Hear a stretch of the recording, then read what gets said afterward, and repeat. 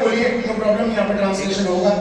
यादगिरी जी, मैं जानना चाहता हूँ कि आपका फैमिली का बैकग्राउंड क्या रहा, कैसा रहा, और एजुकेशन बैकग्राउंड क्या रहा? మీ ఫ్యామిలీ బ్యాక్గ్రౌండ్ ఎడ్యుకేషన్ ఏమున్నది? ఓకే సార్, నా పేరు యాదగిరి, నల్గొండ డిస్టిక్ కట్టంగూరు మండల్ మాణిక్యాలగూడ అనే విలేజ్ నుంచి రావడం జరిగింది. Wine shop business. कब से रहा है वाइन का बिजनेस आपका, कितने सालों से? ఎప్పటి నుంచి ఉండే ఈ బిజినెస్? 2005 టు ఇప్పటి వరకు ఉన్నది sir. 20 years wines. 2005 to till now. 2005 से लेकर 2025 तक 20 साल, हाँ। 20 साल तक वाइन बिजनेस में आप थे। Wine business, finance, proclains, DCMs, cool drink గోదాం, బేకరీ. ट्रांसलेट करिए प्लीज। जो एर्थ मूवर्स का बिजनेस, जो ट्रक्स होता है वो बिजनेस, और बेकरी का बिजनेस, और वाइन्स का बिजनेस, फाइनेंस जो अमाउंट देते हैं वो बिजनेस। आप दूसरे लोगों को पैसा देते थे? यस। అంటే వైన్ షాప్ అనేది లక్కీ లాటరీలో ఉంటది కాబట్టి రావచ్చు రాకపోవచ్చు అని ఆల్టర్నేట్ గా ఇంకో సోర్స్ అని ఫైనాన్స్ స్టార్ట్ చేసిన సార్. एक्चुअली क्या है, ये वाइन शॉप का जो होता है वो लकी ड्रॉ में अगर इनका नाम निकला तो ही वाइन शॉप इनको मिलता है, गवर्नमेंट का लाइसेंस। तो वो तो मिलेगा नहीं मिलेगा, इसके लिए साइड में बहुत सारे बिजनेस इन्होंने शुरू करके रखे हुए हैं। फाइनेंस का है, बेकरी का है, और बुलडोजर या रिक्लाइनर, वो जो अर्थ मूवर्स जो होते हैं, JCB होता है, वो बहुत सारे बिजनेसेस इन्होंने शुरू करके रखे। तो कितना पैसा इन्वेस्ट कर रखा था आपने अपने इन सब बिजनेसेस में? इतना इन्वेस्टमेंट जैसे అంటే ఒక్కొక్క బిజినెస్ బట్టి ఉంటుంది సార్. మినిమం 1 CR అబోవ్ ఉంటుంది పెట్టుబడులు. आपका बिजनेस అంటే ఫైనాన్స్ వైన్స్ ఏంటంటే ఓవరాల్ గా మీ ఇన్వెస్ట్మెంట్స్ అట్లా తెలియదు సార్. షాప్ మనకు లక్కీ డ్రాలో వచ్చిన దాన్ని బట్టి అవసరాన్ని బట్టి మనం పెట్టుబడి పెడుతున్నాం. ఇవి ఉంటాయి కదా, జేసీబీలు ఇవన్నీ ఉన్నాయి కదా, ఇవన్నిటికి ఎంత పెట్టుబడి పెట్టుంటారు మీరు? మినిమం 1 కోటి రూపాయల పైన ఉంటుంది సార్. 1 करोड़ के ऊपर का एक बिजनेस में डिपेंडिंग एक बिजनेस में 1 करोड़ रुपए, तो करोड़ों रुपए आपका इन्वॉल्व था। టోటల్ ఒక 1 CR పెట్టుబడి అన్ని రకాలుగా. అంటే అన్ని ఒకేసారి చేయలేదు సార్. ఫస్ట్ ఫైనాన్స్ స్టార్ట్ చేసిన, ఫైనాన్స్ లో లాస్ వచ్చినాక మళ్ళీ ప్రొక్యూరెన్స్ తీసుకున్న మిషన్ కాకతీయ ఆ టైంలో.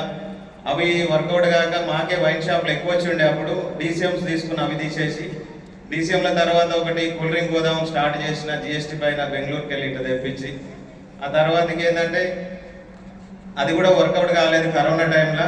ఆ తర్వాత ఈవీ ఫ్యూచర్ ఉంటుందనే ఆలోచనతోటి నల్గొండలో ఒకటి ఈవీ షోరూమ్ పెట్టిన, 2 వీలర్. అది కూడా సెట్ కాలేదు. నార్కట్పల్లి కామినేని హాస్పిటల్ దగ్గరలో ఒక బేకరీ స్టార్ట్ చేసిన, జూప్ కేప్ అని ఫ్రాంచైజ్. ఇట్లా మారుస్తున్నాం సార్. జూప్ కేప్ స్టార్ట్ కాకముందుకు ఒక 10 days ముందు శంకర్ సార్ ప్లాన్ చెప్పడం జరిగింది. యాక్చువల్గా వాళ్ళది మా మండలం, మా స్కూల్ జూనియర్. ఆయన బెల్ షాప్ ఉంటుంది, మాకు వైన్ షాప్ ఉంటుంది. నెంబర్ ఫీడింగ్ ఉండే. స్టేటస్లో థాయిలాండ్ ఫోటో చూసి నవంబర్ 22లో నేనే కాల్ చేసిన.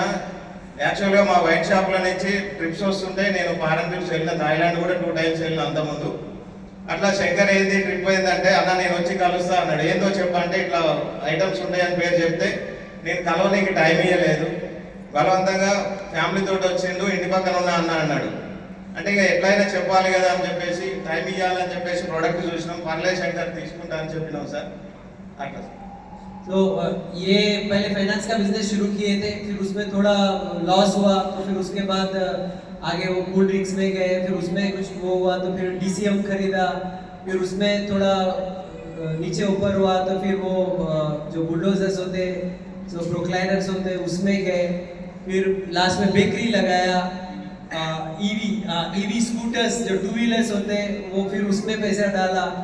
तो उनके जो फ्रेंड है, तो उनका एक फोटो उन्होंने देखा था जब ये कर रहे थे, तो वो थाईलैंड के लिए क्वालिफाई हुए, कुछ उनका फोटो था। तो ये वाइन्स के बिजनेस से थाईलैंड जाके आए, और उनके दोस्त वो भी थाईलैंड का फोटो लगाए। तो ये उनको कॉल किए कि आप भी थाईलैंड क्यों गए, मतलब कैसे गए? तो वो बोले कि मैं आपको बताऊंगा, कुछ प्रोडक्ट्स रहते हैं। तो इस तरीके से उनका मिलना हुआ। ये कौन से साल की बात है? ఏ సంవత్సరం అంటే ఏ సంవత్సరం లైన్ 2022 से కలిసి నా మీరు శంకర్ సార్ ఎప్పుడు మీకు ప్లాన్? శంకర్ సార్ 22 నవంబర్ 9 రోజు ప్లాన్ చెప్పారు సార్. నేను ఒక 10 days పట్టించుకోలేదు. అక్కడ నల్గొండలో ఒకటి కంపెనీ ట్రైనింగ్ అయింది, హోటల్ మనోరమల. అక్కడ అన్న ప్లీజ్ ఇది ఒక్క రోజు రా, ఇది ఒక్క రోజు రా అని రిక్వెస్ట్ చేస్తే అక్కడికి వెళ్ళాం. అక్కడ అందరు లీడర్స్ ఉన్నారు, పర్లేదు చేసుకుంటే బాగుంటుందేమో అనిపించింది. ఒక 10 days తర్వాత మళ్ళీ నవంబర్ 22, 23 టైంలో కర్మన్ఘాట్ వచ్చినాం సార్. మన పురుషోత్తమ దాస్ సార్ని కల్పించి శంకర్ సార్ యొక్క చెక్ చూపించారు. 10,63,000 ఉంది ఆ రోజు. ఆ చెక్ చూసి కనెక్ట్ అయినా. శంకర్ సార్కు 7,000 ఉండే, అప్పుడు నేను పట్టించుకోలేదు. మినిమం ఒక 10 మెంబర్స్ పైన వర్కర్స్ ఉండేది నా దగ్గర. నేనే 20,000 30,000 ఒక్కొక్కరికి శాలరీలు ఇచ్చేది. ఆయన 7,000 చెక్ చూసి నేను కనెక్ట్ కాలే. ఇక్కడికి వచ్చినాక దాస్ సార్ చెక్ చూసి ఆ 10,63,000 చూసి నెలకు 10 లక్షలు వస్తే మన బిజినెస్లో కానీ పర్మనెంట్గా రావు, ఎప్పుడు వచ్చేది ఎప్పుడు పోయేది తెలియదు. మనం అనుకున్నది చిన్న బిజినెస్ కాదు, ఫ్యూచర్ ఉంటుందని ఆ రోజు అర్థమైంది సార్. అదే నెలలో 7 రోజులలో సిల్వర్ డైరెక్టర్ కంప్లీట్ చేసుకున్న ఫస్ట్ మంత్.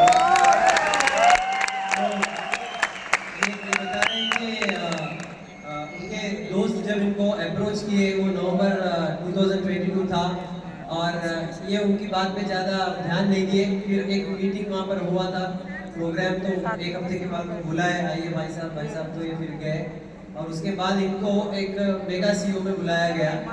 तो वहाँ पे ये पुरुषोत्तम दासू जी से मिले और उनका चेक 10 लाख का था, क्योंकि जिन्होंने इनको बुलाया उनका चेक 7,000 था, तो इनको वो कनेक्ट नहीं हुआ, क्योंकि इनके पास 10-12 लोग काम करते हैं, ये उनको सैलरी देते 30-30 हज़ार की एक सैलरी देते। लेकिन जब इन्होंने पुरुषोत्तम दासू जी का 10 लाख का चेक देखा तो उनको लगा कि ये कुछ बड़ा काम है, तो वहाँ पे वो कनेक्ट हुए। ठीक है, बिजनेस है, कम ज़्यादा तो होगा, लेकिन बड़ा काम है, इस तरीके से वो डिसीजन। बड़ी मीटिंग में बुलाना क्यों जरूरी है वो आपको समझ आया? हम जब प्लान दिखाते हैं 1-on-1 प्लान, तो बड़ी पिक्चर नहीं दिखाई देती है, इसलिए सीईओ मीटिंग में बुलाना बहुत जरूरी है। सीईओ मीटिंग के बाद हमें idea to income program, entrepreneurship development program EDS उसमें बुलाना जरूरी है। उसके बाद हमें फैमिली रियूनियन में बुलाना जरूरी है, क्योंकि बड़ी पिक्चर ऐसे बड़े फंक्शन में मिलती है। मेरा सवाल आपसे ही है, आप तेलुगु में ट्रांसलेट करिए इसको, मैंने जो बोला उसको ट्रांसलेट। సో మనం అందుకనే మీటింగ్స్ మెగా సిఓలలో ఇన్వైట్ చేయాలి, ఈడిఎస్ లో ఇన్వైట్ చేయాలి. అందుకనే మనం ఐడియా టు ఇన్కమ్ లో ఇన్వైట్ చేసినప్పుడు ఇట్లా లీడర్స్ ని కలిసినప్పుడు సో వాళ్ళకి నమ్మకం వచ్చినప్పుడు వాళ్ళు బిజినెస్ ని స్టార్ట్ చేయడానికి ఛాన్స్ ఉంటుంది. आपके पास पैसे की कमी नहीं थी, మీ దగ్గర పైసలకి ఏం తక్కువ లేదు. आप बड़े बड़े ఆ టైంలో ఆల్రెడీ ఇబ్బందులు స్టార్ట్ అయినాయి సార్. ఇబ్బందులు స్టార్ట్ అయినాయి. కరోనా టైంలో మా మేడం మిషన్ కొట్టుకుంటా అని చెప్పేసి స్కీమ్ ఉండే కదా సార్ గవర్నమెంట్ నుంచి. మిషన్ నేర్చుకుంటానే ఒక 1 మంత్ వెళ్ళింది, బ్యూటీ పార్లర్ నేర్చుకుంటాను 1 మంత్ వెళ్ళింది. అట్లా ఏదో ఒకటి చేసుకునే ఆలోచనలో ఉన్న మొత్తానికి అయితే ఇబ్బందులు స్టార్ట్ అయినాయి. అట్లా बेसिकली कोरोना टाइम में इनका सिचुएशन खराब शुरू हो गया था, खराब होना शुरू हुआ, तो उनकी मैडम कपड़े सीने का कुछ ट्रेनिंग लेने के लिए गए, ब्यूटी पार्लर का ट्रेनिंग लेने के लिए गए, तो कुछ तो और करना पड़ेगा, क्योंकि कोरोना टाइम में सिचुएशन खराब हो चुका था। आपको वाइन बिजनेस में बहुत नुकसान भी हुआ था? వైన్ షాప్ లో మీకు చాలా లాస్ అయిందా? వైన్ షాప్ లేదండి సార్, లక్కీ లాటరీ కాబట్టి సింపుల్గా ఏంటంటే పేకాట టైప్ ఉంటుంది. ఆ టెండర్లు వేసేటప్పుడు ఎక్కడ పడితే అక్కడ ఇంకొకటి మినిమం 2 lakhs, మన అయితే 3 lakhs ఈచ్ టెండర్ ఉండే. అట్లా మినిమం ఒక 10 మెంబర్స్ ఉండి ఒక్కొక్కరు ఒక 10, 12, 15 టెండర్లు వేసేది. సింగిల్ డే 20 lakhs 25 lakhs పోయిన రోజులు కూడా ఉన్నాయి.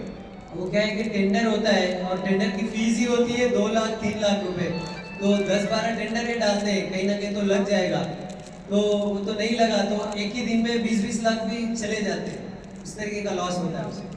तो फिर आपको वेस्टीज बिजनेस क्यों अट्रैक्ट किया? कितना बड़ा बिजनेसमैन जिसने 4-5 अलग-अलग तरीके के बिजनेस किए हैं, फिर वेस्टीज बिजनेस में आपको इन्वेस्टमेंट तो नहीं लगती, पर आपको लोगों के पास आना पड़ता है, लोगों को टच करना पड़ता है, प्लान दिखाना पड़ता है, प्रोडक्ट्स का डेमो करना पड़ता है, लोगों को बुलाना पड़ता है, फोन करना पड़ता है। आपको ऐसा नहीं लगा कि ये बिजनेस मैं कैसे कर पाऊंगा? మీరు చాలా పెద్ద పెద్ద బిజినెస్ లో మీకు పరిచయం ఉన్నాయి కదా, అన్ని పరిచయం ఉన్నాయి, కానీ మీకు బిజినెస్ ఈ బిజినెస్ చేయాలని ఇంట్రెస్ట్ ఎందుకు వచ్చింది? అరే అంటే ఎందుకంటే జనాలకు చెప్పాలి, మాట్లాడాలి, ఫోన్ చేయాలి, కలవాలి, ప్లాన్ చెప్పాలి, డెమో చెప్పాలి, ఇవన్నీ చిన్న చిన్న పనులు అనిపించలేదా మీకు? ఆ రోజు దాస్ సార్ని కలిసినప్పుడు సార్ ఒకటే మాట అన్నారు సార్, మీరు పని చేస్తే వస్తాయేమో పైసలు, ఈ రోజు నేను పని చేయకుండా కూడా పైసలు వస్తాయని చెప్పారు. ఆ ఒక్క మాటకు నేను కనెక్ట్ కావాలి.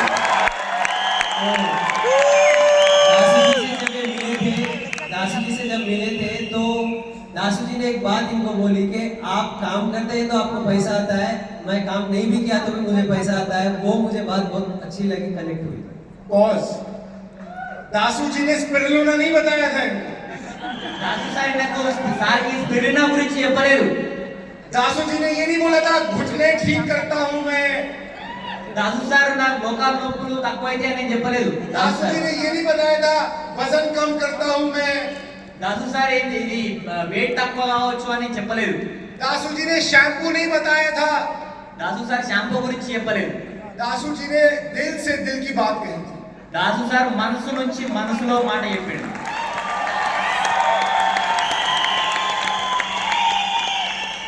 दासू जी ने इनको वहां पर हिट किया जहां पर दर्द होता है దాసు సార్ ఎక్కడైతే కొట్టాలో పెయిన్ వస్తుందో అక్కడ కొట్టిండు కాబట్టి ఈ రోజు సార్ ఇక్కడ ఉన్నాడు. बोलो ఆ పెయిన్ఫుల్ పాయింట్ ని టచ్ చేసినందుకు సార్కి అనిపించింది, అందుకనే బిజినెస్ లో ఉన్నాడు. అనిపించింది. अभी दर्द हुआ है हमें बॉल वो डालनी है जिससे सामने वाला आउट हो जाए మనం బాల్ ఎట్లా వేయాలంటే ఎదురున్న వ్యక్తి అవుట్ కావాలి, అట్లాంటి బాల్ వేయాలి. మనం अभी हम बॉल डालते हैं वो छक्का मार देता है మనం బాల్ వేస్తాం, వాళ్ళు సిక్స్ కొట్టేస్తారు. अब बॉल वो डालनी है सामने वाले को जिससे वो आउट हो जाए वो बैट लेके खड़ा है आउट स्टंप बॉल సో ఎట్లాంటి బాల్ వేయాలంటే మనం బాల్ వేసి అవుట్ కావాలి. స్టంప్ అంటే వికెట్లు పడిపోవాలి, అట్లాంటి బాల్ వేయాలి, సైడ్ గా వెళ్ళిపోవాలి, అట్లాంటి బాల్ మనం వేయాలి. दासू जी ने यादगिरी जी को बॉल ऐसी डाली ये आउट हो गए రాజు సార్ ఎట్లాంటి బాల్ వేసిందంటే యాదగిరి సార్ అవుట్ అయిపోయింది, అట్లాంటి బాల్ వేసింది. यही वो कारण है इन्होंने उनका ड्राइविंग फोर्स जगा दिया సో ఇదే రీజన్ సార్ యొక్క డ్రైవింగ్ ఫోర్స్ ని, అంటే ఏదైతే పని చేయడానికి కారణం ఉందో దాన్ని సార్ పెంపొందించింది అన్నమాట. अब वो हमेशा इस बात के लिए चार्ज्ड अप रहेंगे कि मुझे इतना बड़ा ऑर्गेनाइजेशन क्रिएट करना है कि मैं काम ना भी करूं तो भी मुझे पैसा आता रहे సార్ కి ఇప్పుడు ఎట్లా ఉంటది అంటే సార్ కి ఎప్పుడు ఒకటే దాని గురించి పని చేస్తాడు. ఎందుకు అనంటే దేనికోసం పని చేయగలుగుతాడు అంటే అరే నేను పని చేయకుండా కానీ పైసలు రావాలి, దానికోసం నేను పని చేస్తున్నా అని సార్ ఎప్పటికీ పని చేయగలుగుతాడు అనమాట. ఆ రీజన్ కోసం అంత పెద్ద బిజినెస్ ని క్రియేట్ చేయగలుగుతాడు. Follow up to the last night session कल रात जो हमने सुना कि हमें एक ऐसा ड्राइविंग फोर्स चाहिए जो हमें इस बिजनेस में आने वाले 25 से 50 सालों तक जगा कर रखे वो है driving force real driving force so last మనం రాత్రి విన్నాం కదా సెషన్, ఆ సెషన్ గుర్తు తెచ్చుకోండి. మనకు రీజన్ కావాలి, ఒక కారణం కావాలి. ఇప్పుడు నుంచి దాదాపు 25 నుంచి 50 సంవత్సరాల వరకు మనని బిజినెస్ లో ముందుకు తీసుకుపోయే ఏదైతే కారణం ఉందో ఆ కారణం మీకు కావాలి ఈ బిజినెస్ లో మీరు ముందుకు పోవడానికి. आपका लेवल क्या हो गया है यादगिरी जी లెవెల్ యూసీడీ సార్ कितने टाइम में నవంబర్ 22 టు 3 ఇయర్స్ 3 इयर्स में यूसीडी हो गया ఎన్ని రోజుల్లో మీరు యూసీడీ అయ్యారు? 13 మంత్స్ సార్ 14 నెలలు 13 నెలలకు రౌండ్ అయినా 14 నెలల UCD 14 months 14 months UCD 13 months में ग्राउंड और 14 मंथ्स में यूसीडी वाओ और चेक कितना हो गया है हाईएस्ट चेक 1,62,000 ఉంది 1,62,000 1,62,000. Thank you Yadagiri ji thank you मैं चाहूंगा